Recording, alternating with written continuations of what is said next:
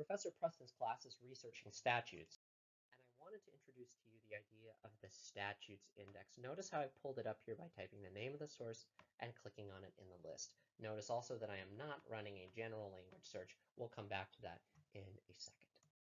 The beauty of using the statutes index is that it shows you everywhere in the statutes that your issue is hiding.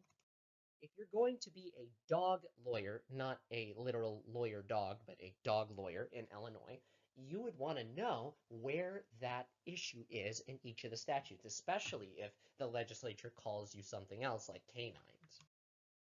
In this case, if you look through that list, you'll see a section that deals with liability of owner attacking or injuring persons. And lo and behold, that's the statute that you want. Now, of course, this isn't the only way to pull it up, but I think it's the best way. You could, of course, go back to the home page and run a general language search for the word dog bite, pick a jurisdiction, and then hit search. And if you did that and scrolled to the statute section, you would, of course, see the same section. However, I don't want you just to be lucky. I don't want you just to be good. I want you to know that you are right. And the best way to do that is what I showed you at the start, using that statutes index. From that statute, we'll just tell you that it is still valid law.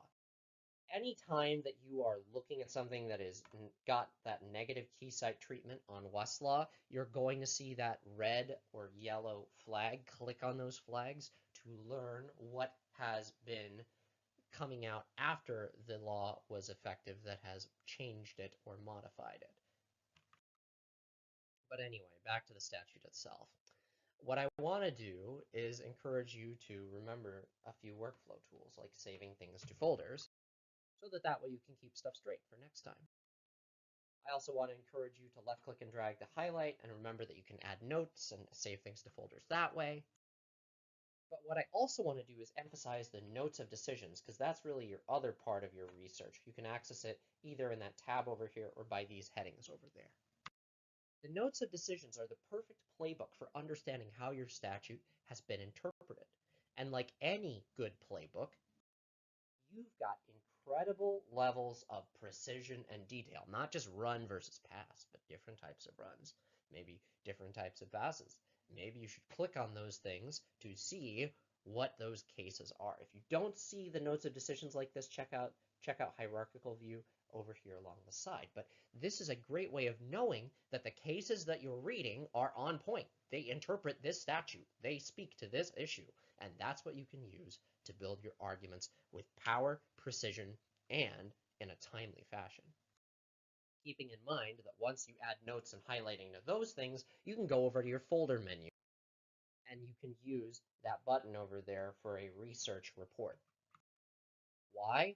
Because it will give you everything that you've saved to the folder, that case that you saved to the folder, the head note from the case, the notes that you've made, and the magic language. And you can use that to very quickly draft work product, meet with your managing attorney, or ultimately argue this case, keeping in mind, too, that all the buttons to download, email, and print are over there.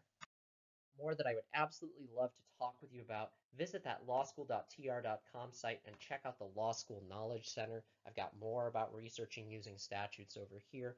And if you go to that law school site, you'll see your account manager's information as well. Thanks for watching and happy researching.